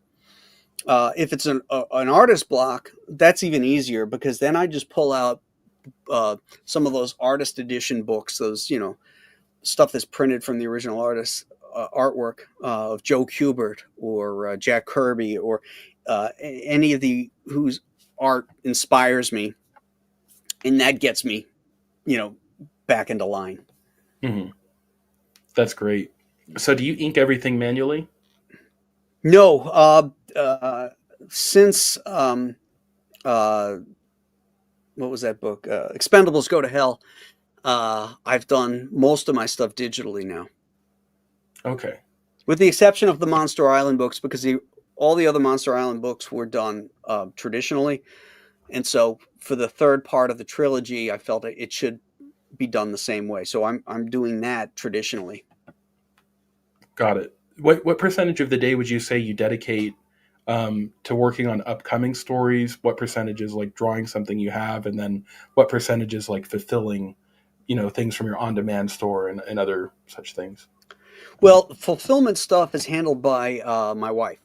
Okay. Julie takes care of all the stuff for the store, and when a crowdfunding campaign is being fulfilled, she's in charge of that. And I'm basically the pack mule. I just grab all the bins and take them to the post office and drop them off at the loading dock and stuff like that. But she handles all the shipping and the printing of the sheets with the perks and the addresses and names and all that kind of stuff. And now our daughter is with us too, and she's helping with that as well. Preloading, bagging and boarding things, and all of that. So we're getting it down to a nice little machine. That's great. Yeah. So that end is handled by them. The first part of the question was, just remind me again. Yeah, I guess just kind of like how much of your time would you spend, like when you first start working, do you generally start drawing, or do you kind of work on like more I guess like upcoming projects? Like kind of how do you fit all of that into your schedule? If I have a project that hasn't fulfilled yet, then that's priority one, is to get Okay. the artwork done for that. So that'll take up the most part of the day. Upcoming stuff, a lot of times on the weekend, will be when I might be, spinning that stuff around in my head. But during the week, I try to buckle down and get X amount of pages done a day, or move forward in some fashion, I see. forward on fulfillment of my commitments. Oh, okay. So basically, yeah, your wake days during the week, that's kind of where you want to dedicate that to finishing, what you have up and coming. And Mhm. then on the weekend, you kind of will think about bigger picture stuff. Right. So it sounds like you're pretty structured then, like you were saying earlier with your time, just to make Yeah. sure that, just to make sure that, you're meeting all your obligations. Katie's got two great questions for you. So the first one is, what advice would you give to someone who wants to make a crowdfunding campaign and they're just starting in comics? What else would you give those who are just starting out crowdfunding or starting out making comics? And second question, what does comic tape mean to you? Okay, first part is know your limitations. Mhm. When you start a crowdfunding thing, you have to give a expected date of fulfillment, and you got to know how long it's going to take you. How much time do you have to dedicate every week to this project? As I mentioned,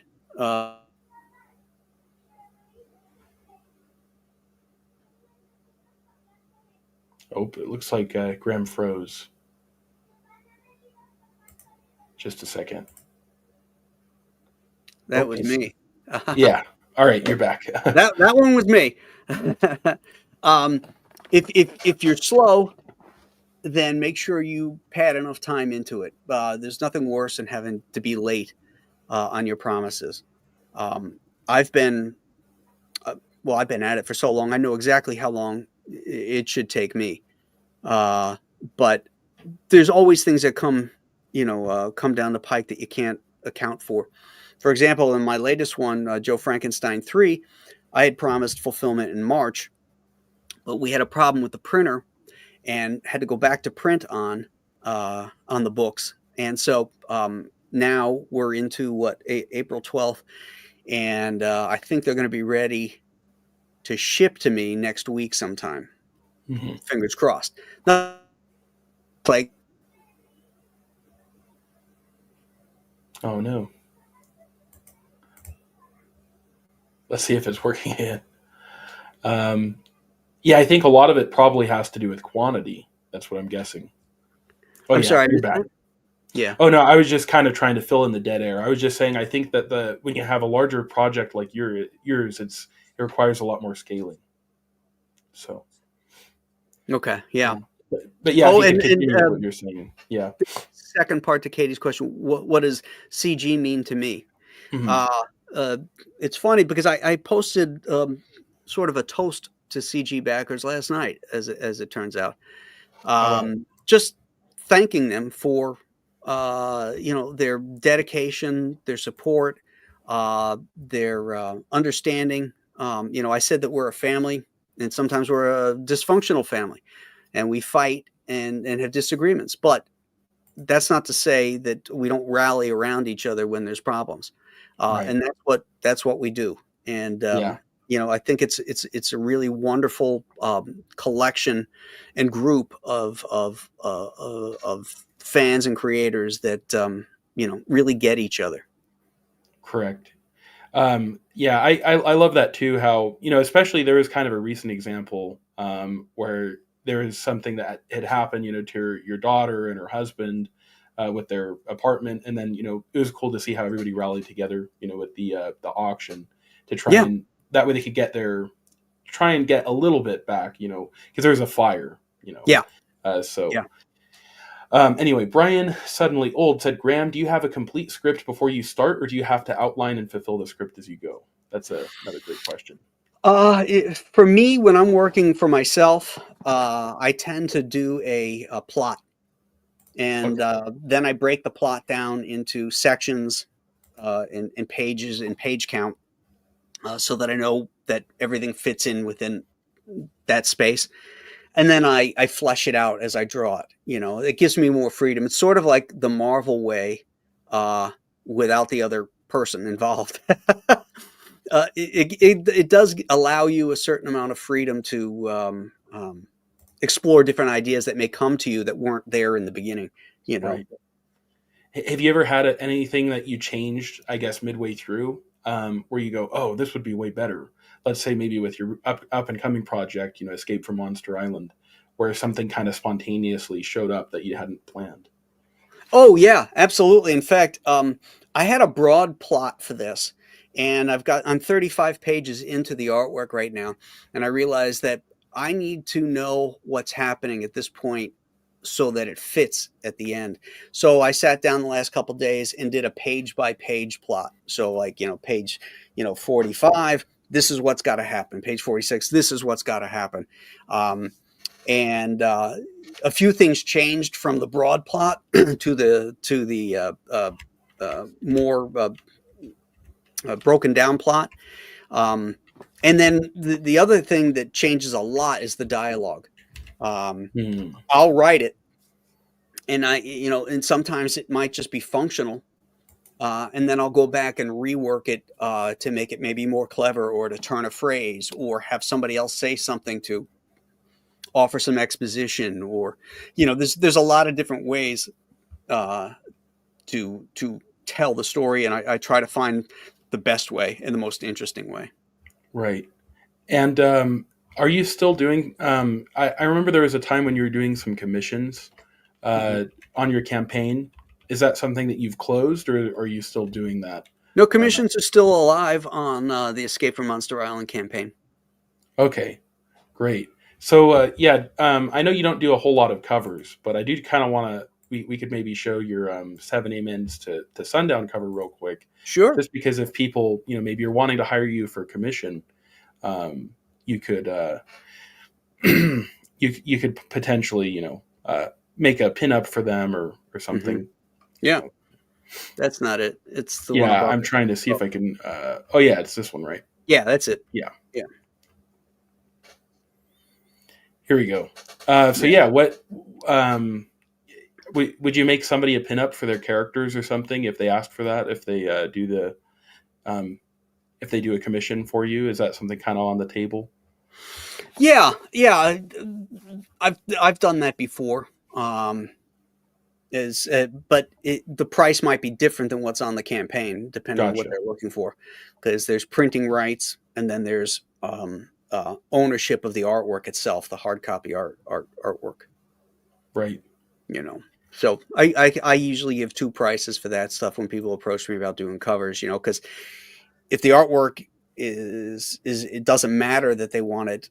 If they don't care to own the actual artwork, then I'll do the thing digitally and send them Mhm. digital files and that kind of stuff, and then that price would be different than owning it outright. You know.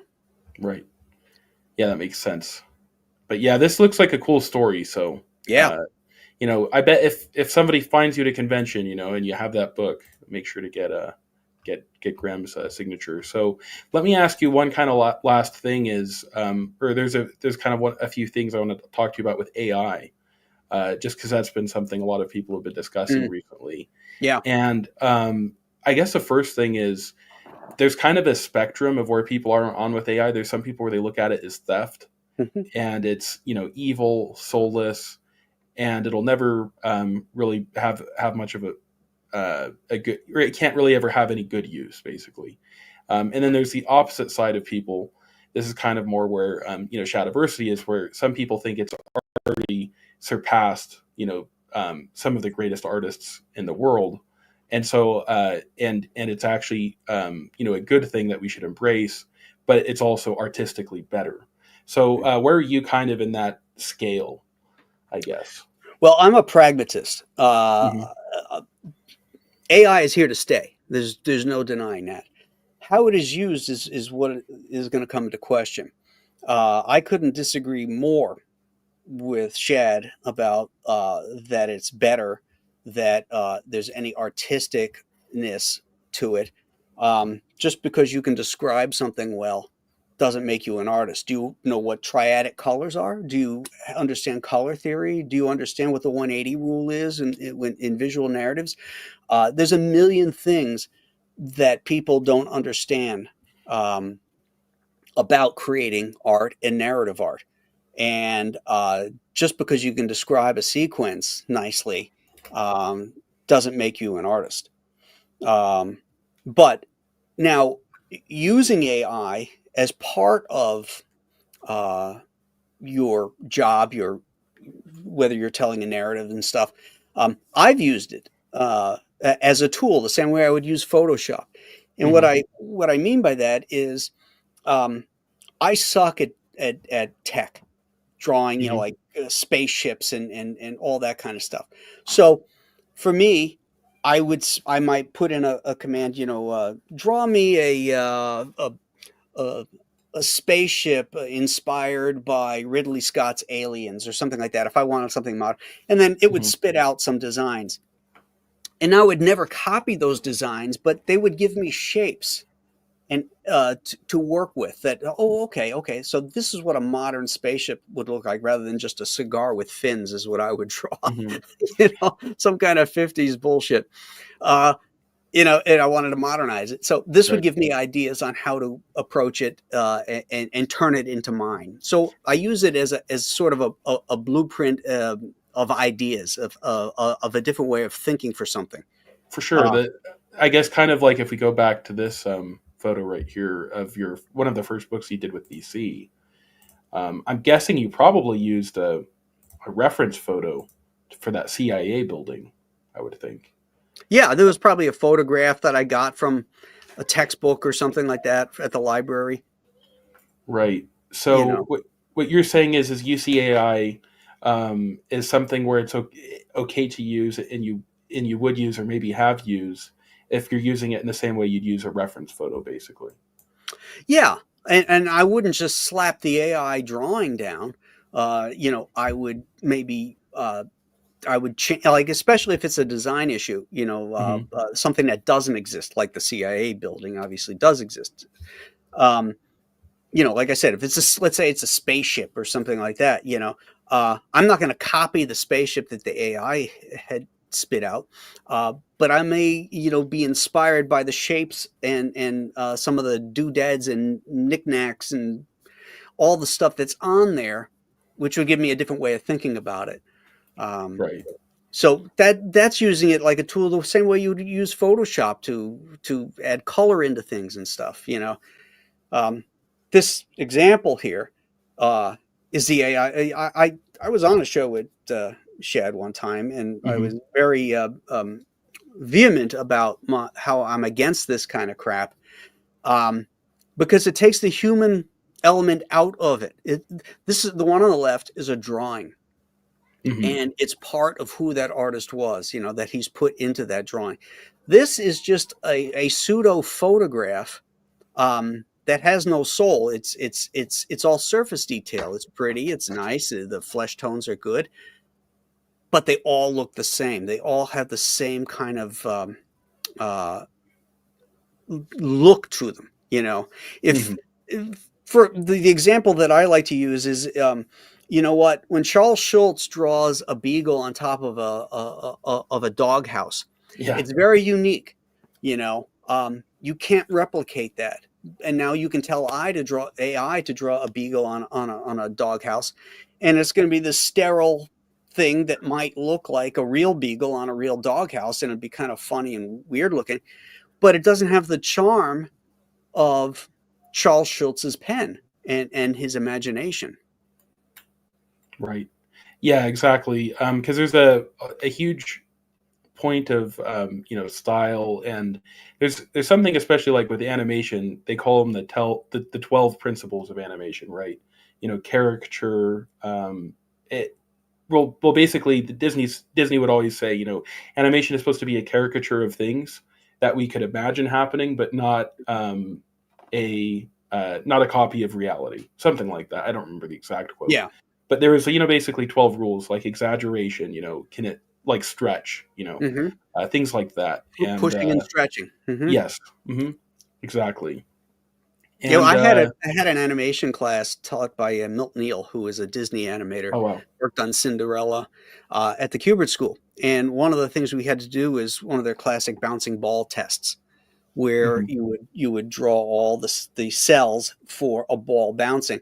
And one of the things he would stress was, the ball, when it hits the ground, flattens out, and then it comes back and goes up, and then you exaggerate that, and then when it's in motion, it's like boom, boom, boom, boom. It looks better than reality, because I shouldn't say better than reality, but it looks like when you see something that's rotoscoped in animation, you can tell that it's the limitations of the human body and the movements and stuff look very realistic, and it's kind of cool if you're doing fire and ice with like these Frazetta characters, but they're not really pushing the drawings in an exaggerated way, Right. And there's something else too about like with writing, you don't want things to be a one-for-one to reality either.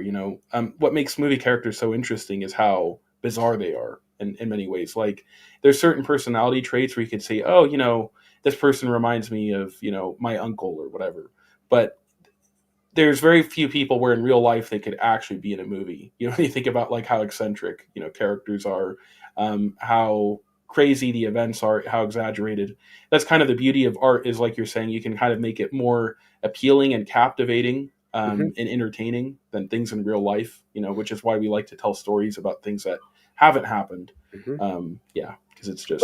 But we live in real life. So as entertainment, why do you want to... you can look out the window for real life. Yes. For entertainment, you want something larger than life, something maybe more exciting or more interesting than what's going on in your own life, Right. Yeah, absolutely. Yeah. Is there anything else? I mean, what else do you have to say about the comparison between these two these two images? I just think in general, AI is going to continue, and we're starting to see like photographic AI, people acting and doing things, and you're like, that really happened? Is that real? And that to me is going to be scary.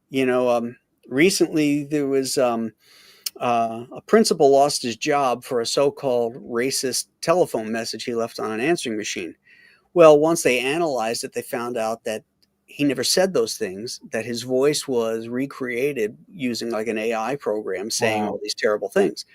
And that's just an audio. Right. We're going to get to the point where, some of this stuff is so realistic looking, it's going to be scary. And then you start to wonder, is it real? Is it true? Mhm. And we're already in an age where trust is a rare commodity. Trust of officials, trust of media, all this kind of stuff. And if we lose that, I mean, that's a sad state of affairs right there, that we don't trust anything, and Right. yet then we find out people will believe anything.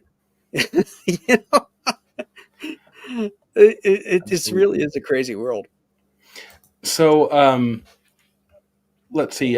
There's actually, or is there anything else you wanted to say about AI regarding, Yeah, well, sorry. I would just say, embrace it as a tool, but not as a crutch. You know, uh, the stuff, creating your own comic book just using AI prompts is a crutch and a lie. Mhm. And anybody that does that should be ashamed of themselves. Yeah, Learn your craft. that makes sense. And something I also would say too is a lot of time with these young and up and coming artists, there's kind of a tendency to just want to do everything on the iPad because it Mhm. takes out the uncertainty of how it's going to look like once you scan the image and that kind of thing, and then Yeah. you don't have to like go over mistakes. But would you say that it's probably best to just pencil everything manually? No, because I do it all on the iPad. Oh, you do? Okay. Got Yeah. it. Yeah, I do even when I'm doing traditional stuff, I'll at least do the layouts on my iPad. Wow. Okay. That way I can move things around. I can get everything where I want it exactly before I print it out in blue line and ink it traditionally. Gotcha. Or in the other case, if I'm doing it completely digitally, I save myself the step of having to scan it and manipulate it and all that kind of stuff. It's so much easier. Mhm. So, That makes sense. again, it's just a tool. Whether I'm drawing with a pencil on my iPad or I'm drawing with a real pencil on a piece of paper, it's just a tool I'm using to express an idea, a story, a concept, a design. Yeah. It's the same thing. Okay. And using AI for those things is all fine for inspiration. If you have something really wacky you got to draw and you're trying to figure out certain things, camera angles, or even just the concepts of how stuff is put together, you can use AI to do that, but just don't copy it. Use Right. it as a starting point, as a prompt for your own designs. Because it could be great for that. It's the same thing as using a piece of reference, a photograph of reference that we used to clip out of magazines and books back in the Right. old days, and then extrapolating from it. It's Right. the same thing. You can get this thing to do something, and then you can extrapolate from it and create your own thing from it. And you're just using it as a starting point. Right. So, do you use Procreate on your iPad or I do. something else? Okay. Procreate. Yeah. Yep. Okay. Cool. Yeah. So, I do have like I guess one final thing I thought of, and I know it's getting kind of late, so you probably got to go. But did there was kind of I guess like a huge change in how comic books were written in the '90s, and when you think of things like Death in the Family, that was probably '88. And then Nightfall, but then also especially The Killing Joke, like things kind of became like a little more mature and darker. Did you kind of feel like, or did you ever have anybody who was telling you that what you were doing was subversive or degrading or violent or anything like that? Did you ever have complaints, or people saying, oh, Batman getting his back snapped, that's not good. He's supposed to be a hero. Did No, I never got any blowback from that kind of stuff. I had blowback of my own, that I felt that sometimes the comics were becoming overly dark, overly violent, and overly sexualized. This is back in the 90s, uh, Mhm. because with the advent of the Dark Knight and then the Watchmen, all this stuff started to get like that. This nihilistic versions of heroic, what used to be heroic heroes, trying to age them up with the aging readership. When I believe you can do anything with comics. It's a medium, and so there's you can do any kind of subject, any kind of level of maturity you want to do with them.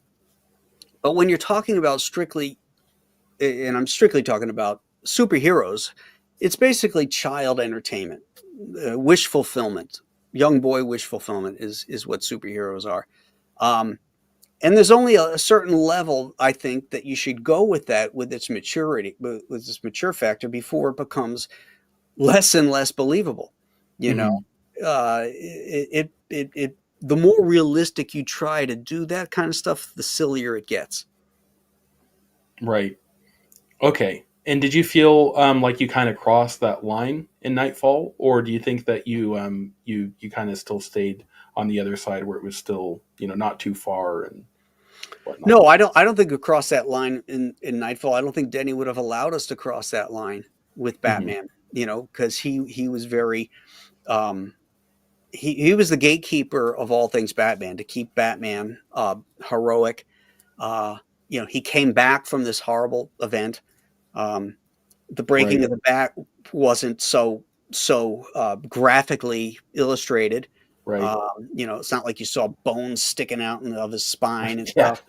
Yeah. Although in the next issue, in Detect Tech 664, when Bane does throw him off the roof, I've got Batman laying on the ground with his Yes. fingers pointed in different directions, and I think I did have a rib poking up. Yeah, that image, just when he gets thrown in front of all of the people, in the city, Yeah. and they just look at him with horror and shock, and you can see all their hope, just being crushed. Right. And that image has stuck with me over the years, and so I hope you're proud of it, because you really should be. It's something that it speaks a lot. Like the people, you could tell that they feel like they're being conquered. And you can see just their hopes breaking. Yeah. That's one of my favorite issues of Detective was 664. There's like 3 splash pages right in the beginning, which is really cool. Yeah, let me see if I can pull it up real quick. But what are your thoughts, I guess, about the Killing Joke? Is that something that you have negative, positive feelings about? Well, I've spoken about this before, so I don't have any qualms about saying it again. I hate it. I hated that book so bad, and Chuck hated it so bad as well, that we wrote the Joker Devil's Advocate hardcover book as our answer to that book. Right. That's how bad we hated the ending of that. Oh, wow. Alan Moore took us on this, perverted ride with no payoff. Yeah. He took characters we love and brutalized them with no great resolution at the end. So I felt it was more like a sort of a pseudo S&M book that where nobody gets a comeuppance. The bad guys don't get their comeuppance from Batman. Right. And so when we did Devil's Advocate, I wanted to have a scene where at the end where the Joker, who wanted to be executed, gets saved by Batman because he wasn't the killer, and he's pissed, and then Batman says to him, "What's wrong, Joker? Don't have any jokes for me this time?" That type of thing. And then he walks out, leaving him in there screaming. I'm gonna have to go back and read that to kind of compare the two. That's very interesting. Yeah. Because I don't know if you've known this, but Alan Moore actually has kind of apologized for creating the Killing Joke. Oh, really? Yeah. I'll have to find the exact quote, but basically he said that he didn't really think they would try and keep it in the main continuity. He kind of viewed it as just like something like a one-off. And he was really disturbed that they tried actually like keeping Oracle, that they let this horrible grievous thing stay with Batgirl. And he also thought, he was saying, at the time I thought I was being creative and turning something on its head, but now everybody's doing this. And he said sorry basically to superhero fans, something along those lines. Yeah, yeah, and the superhero comic has been paying the price for all those nihilistic versions that were never supposed to be part of continuity. It was just supposed to be, um, you know, a different version, for a different audience. Mhm. The first one to come out was uh, it was the one where Ra's al Ghul, where Talia gets pregnant. Birth of the Demon, Yes. Son of the Son Demon. of the Demon. Yeah. Yeah, where Talia has a kid, by Bruce Wayne. It was never supposed to be part of continuity, Right.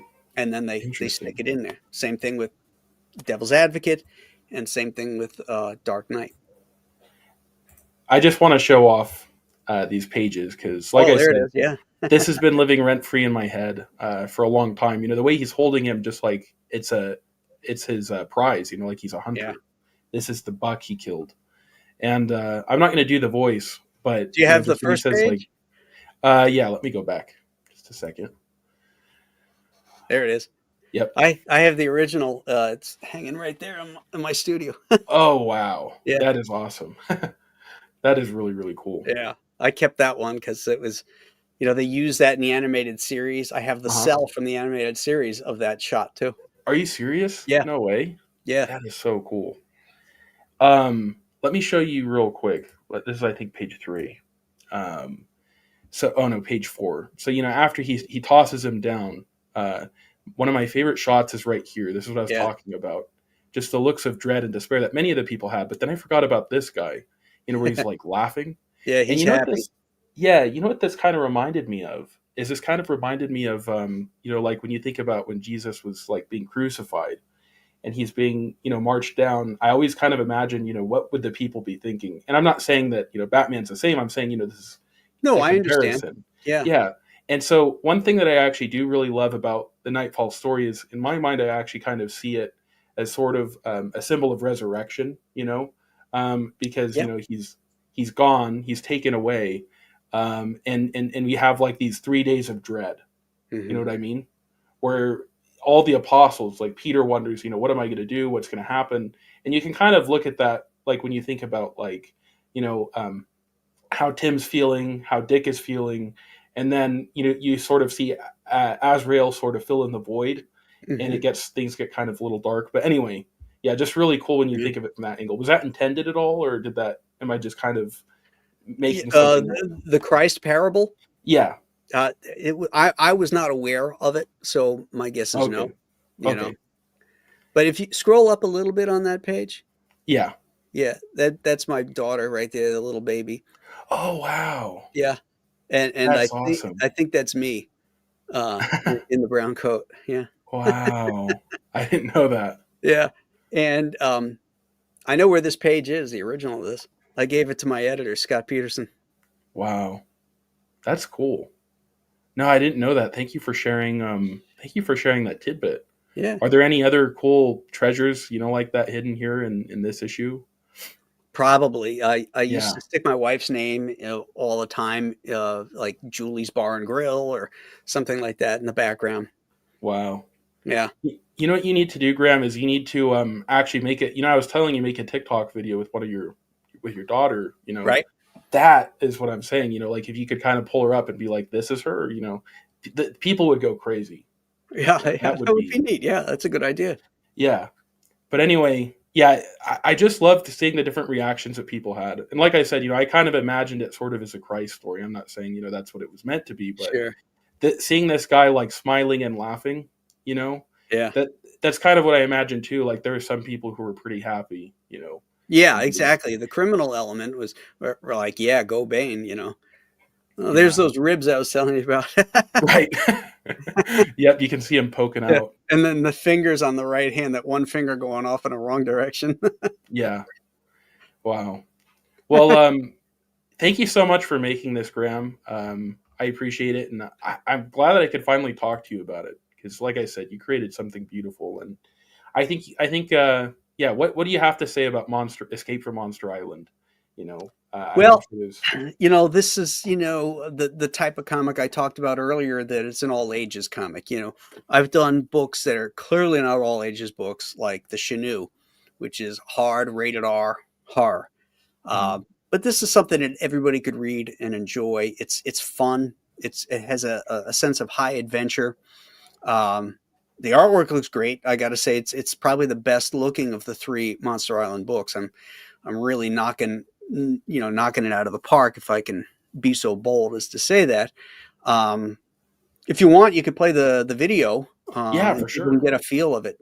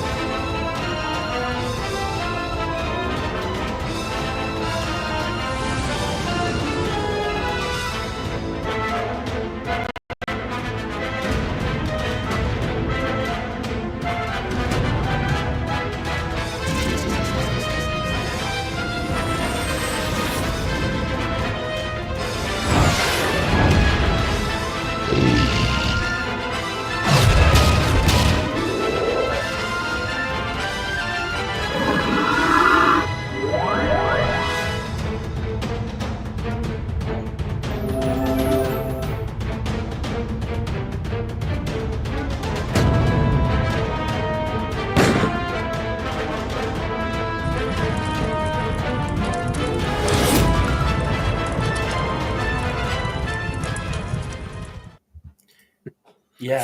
Fun. Yeah. And that's what's so cool too is, you already have people who love your stuff from what you did at DC, but let me pull up that note again. You've been endorsed by, older people, adults, but also kids. Yeah. This is a story where really you could share it with a younger audience, but also, as an older audience, there will be stuff you'll love about it. So, and you're right. Unfortunately, the word all ages has kind of been polluted, but yeah, I just want to read this again. So it says, "I really love Monster Island. I read it with my daddy. Thanks." So, anyway, yeah. That's a good dad right there. He's reading appropriate comics to his young son, who's 5 years old, which is, that's just amazing. I used to read comics to my daughters, and at least one of them developed a real love for him. yeah. The others not so much, but I actually love reading comics to my daughter too, and mostly what we read is like Ditko Spider-Man. Oh, nice. And also like the Jack Kirby Fantastic Four stuff. Yes. But, yeah. So yeah, I'm excited. I'm excited. This is going to be cool. So I'll read Monster Island with her too and see what Excellent. she thinks. Excellent. How old is she? She's 3. So 3. Okay. Awesome. Yeah. That's great. Yeah. No, I'm super stoked. So thanks for making this great these great pieces of art. And let me actually pull up the Batman thing because I realized I was talking too much, so sorry about that. But is there anything else you wanted to say real quick about just this issue of Detective after the Bat's back is broken? No, not really. The book stands on its own, I guess. That first page, the one where he's holding him over his head from the front view, it's probably the most reprinted page out of Nightfall, outside of the issue before where Jim Aparo drew him having his back broken. This has been referenced so many times and in so many different ways in different media. It's really cool. I have to say, I just get a kick out of seeing it. Yeah. Do you? That's great because a lot of times when people look at their old art, they get this, like Frazetta, for example, you would go back to his museum, you'd start repainting over things. So it's always nice when you have something where you can just look at it and be happy. If you've seen it, I see stuff that's wrong. Yeah. I see something right off the bat that I would change. But what's that? Let me know what that is. His Bane's left lat is going up into the wrong part of his arm. Oh, okay. Yeah, it's going up like into his bicep when the posterior head of his deltoid should be covering part of that. Awesome. But it's just little things. There's things I can look at in my work and I'm like, oh God, that's horrible. I hate all of it. And then there's others where I can look at it and say, oh, you know what? There's some good storytelling here, some drawing issues. And then there's stuff I can look at and just be completely happy. you know. Yeah, that was what was great about pulling up that annual that you did with the Suicide Squad. I actually kind of do that. I don't tell the artists beforehand, but every time I bring an artist on, I make them critique something that's old of theirs, and I get the biggest kick out of it. It's so much fun. But That's fun. Yeah, that's cool. yeah, well, thank you. Is there anything else you want to say about Escape from Monster Island? Any cool stories while you were creating it? Or any time you kind of overcame artist block or writer's block, or I don't know.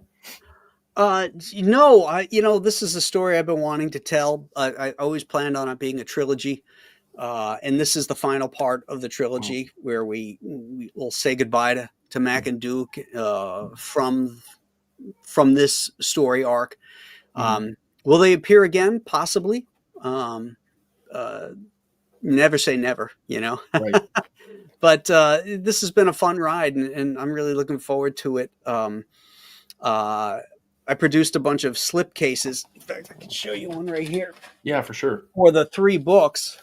When you order the 3 books on the campaign, you can get 1, 2, and 3 together, and then they'll fit into this beautiful slip case. And then so you can stick this right on your shelf, protect your books, and then when you want to read them, just pop them right out. Wow, that's awesome. And so that's an add-on, you said? Yeah, that's an add-on in the campaign, so people can see. You've also got this Trump cover too, and have those all sold out? No. There's we sold quite a bit of them, but there's still copies left of that. Yeah, you have the framed cover add-on or the framed cover option too. So yeah, because I did this version. Like here's a framed one of the first Monster Island. Oh wow. And so people that bought the frame version will want the frame version of Escape and of Return to Monster Island. So, right. That's awesome. One of the things I talked about the quality of the books. I have, like, you can see the gloss on here. That's called a spot UV. Right. And I put these, and you don't see it anywhere else because this is a matte finish. So when you hold this, it feels velvety. It feels like it doesn't feel like paper. It's super cool, Yeah, that's awesome. Yeah, so it's kind of shiny, but it's got the matte feel to it. Yeah, and the pages too. The interior pages I have a matte finish on, so that they're not so reflective. Wow. Now the first book is black and white, but the other ones are all color. That's awesome. So yeah, no, thanks for creating this, and guys, make sure you go ahead and back it. And it's cool too because you said the previous issues are in demand, right? Previous issues are you can't buy the previous issues on the website, but you can get them here. It's a perk level. Okay. You keep going the other way. Yeah. Yeah. It's there's a slipcase too. Yeah, there's a slipcase. Let's see. I think we passed. Oh, right here, the the 3-cover deal. 3-cover deal. Mm-hmm. Well, that's the 3 different covers. Oh, the 3 different covers, yeah. Yeah. So I would have to get the add-on, I think. But right here, the Monster Island trilogy. Yeah. Yeah. So you can get the all new covers, or you can get the framed cover versions of Monster Island, Return to Monster Island, and Escape from Monster Island. Sweet. Yeah. That's awesome.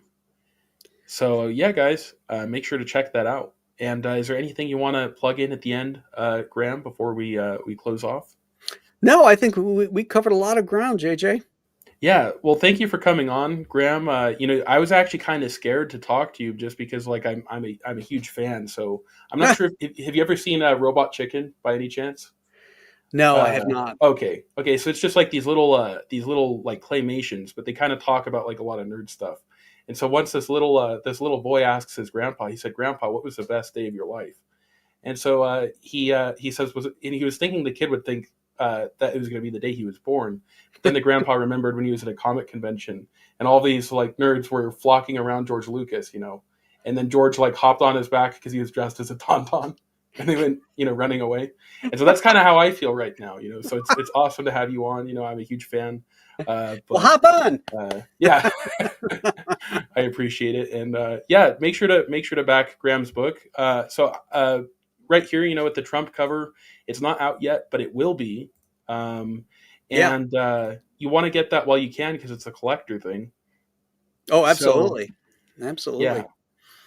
So only 500 copies will be printed. Oh wow! And I think it'll tell you how many have been bought already. Okay, let me see. Side there. Yeah, let me scroll over. It says, let's see, Trump cover. There we go. Okay, yeah, 327 of them have been bought. So yeah, we're looking at 173. Right, left. 173 Yeah. opportunities. Mm-hmm. Whatever, something like that. Yep. So make sure you guys get that. So if you could stay for just a quick sec, Graham, I'm going to play a send off video. And since we've got this Trump cover, this is what I'm going to play to send people out. Perfect. I'll talk to you in a second. Okay. We will make America strong again. Trump and the extreme MAGA Republicans quote a clear and present danger to our democracy. We will make America proud again. A persistent threat of domestic extremism, domestic terrorism carried out in the ideology and around this belief that the election was fraudulent, that the COVID restrictions are unnecessary. All of those ideologies pushed by Donald Trump. But my question for you is around incitement. We had a policy, and it was very controversial. It was carried out under the Bush years and under the Obama years, of attacking terrorism at its root, of going after and killing, and in the case of Amr al-Awlaki, an American, a Yemeni American, with a drone strike for the crime of inciting violence, inciting terrorism. We will make America safe again. If Donald Trump is elected, we're only going to have a more dark, dangerous, and chaotic vision for where he wants to take the country. And we will make America great again. On a steel horse I ride, I'm wanted, dead or alive. Well, former President Donald Trump's Mar-a-Lago residence has been raided by federal agents. And I am the only one that can save this nation because they're not coming after me, they're coming after you, and I just happen to be standing in their way, and I will never be moving.